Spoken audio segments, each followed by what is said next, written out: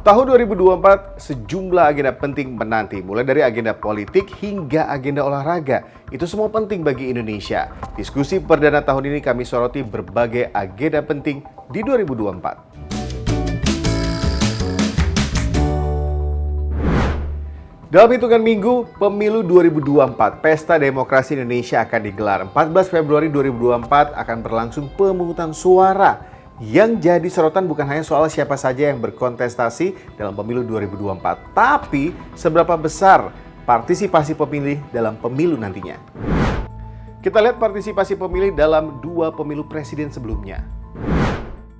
Dalam pemilu tahun 2014, tingkat partisipasinya sebesar 69,78%. Kemudian tahun 2019 naik jadi 81,97%. Lalu bagaimana dengan pemilu presiden 2024? Ketua KPU sempat katakan bahwa target partisipasi pemilih di atas 82% atau lebih tinggi dibandingkan pemilu presiden tahun 2019. Akankah hal itu terrealisasi?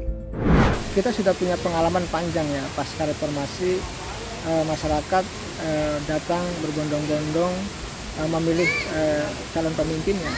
Dan kita tahu situasi saat ini sulit, tidak mudah, tetapi rakyat itu peduli terkait dengan nasib bangsanya dan peduli juga terkait siapa calon pemimpin yang akan dipilihnya. Oleh karena itu saya meyakini sesulit apapun kondisi masyarakat, sesulit apapun kendala yang ada gitu ya, sesulit apapun yang dihadapi oleh bangsa ini, tetap tidak menghalangi masyarakat untuk mencoblos calon pemimpinnya di 14 Februari 2024 nanti. Jadi saya melihat partisipasi itu tetap akan tinggi, tetap akan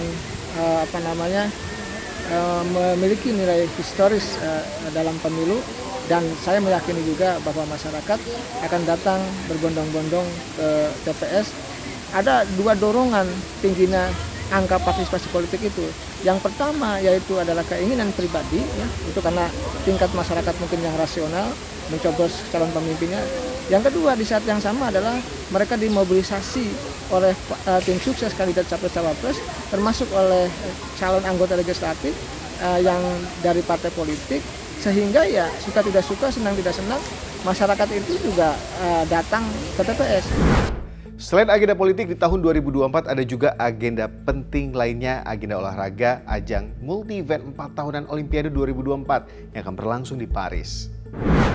Nah, pada saat Olimpiade Tokyo 2020, Indonesia meloloskan 28 atlet dari berbagai cabang olahraga. Lalu bagaimana dengan Olimpiade 2024? Hingga saat ini baru ada 5 tiket yang berhasil didapat atlet Indonesia dari cabang olahraga panahan, senam, dan panjat tebing. Meskipun masih ada waktu beberapa bulan untuk mendapatkan tiket tambahan lainnya menuju Olimpiade 2024. Ya, selain jumlah atlet yang lolos lebih banyak, target dalam Olimpiade 2024 adalah tradisi medali emas tetap terjaga. Meskipun belum ditetapkan berapa medali emas yang akan diraih. Tapi, Kemenpora sempat mewacanakan membidik 3 medali emas di Olimpiade 2024. Dan di tahun 2024 ada juga yang jadi sorotan masyarakat. Rencana Presiden Joko Widodo menggelar upacara peringatan HUT ke-79 Kemerdekaan Republik Indonesia 17 Agustus 2024 nanti di kawasan IKN Ibu Kota Nusantara.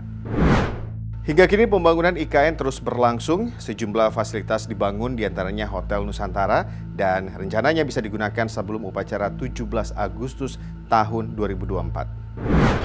Ya, kalau melihat seperti ini akan selesai lah kira-kira sebelum Agustus. Bisa digunakan di awal Agustus. Sebelum upacara sudah bisa digunakan. Ada beragam respon terkait pembangunan IKN. Rencana upacara 17 Agustus di IKN tetap sesuai jadwal. Ada makna di balik itu? Jadi kalau mau upacara saja boleh-boleh saja, tapi tujuannya yang mau menunjukkan bahwa ide yang bersangkutan bagus dan ini terbukti. Itu aja. Jadi intinya beliau mau bahwa ini loh ide saya benar kan, kita akan upacara di sana. Tapi jangan lupa IKN itu infrastrukturnya belum lengkap, belum aman, belum nyaman. Sejumlah agenda penting menanti, peran serta masyarakat juga sangat dinanti. Penting bagi Indonesia menghadapi tahun 2024. Saya Reza, kita ketemu di diskusi-diskusi selanjutnya.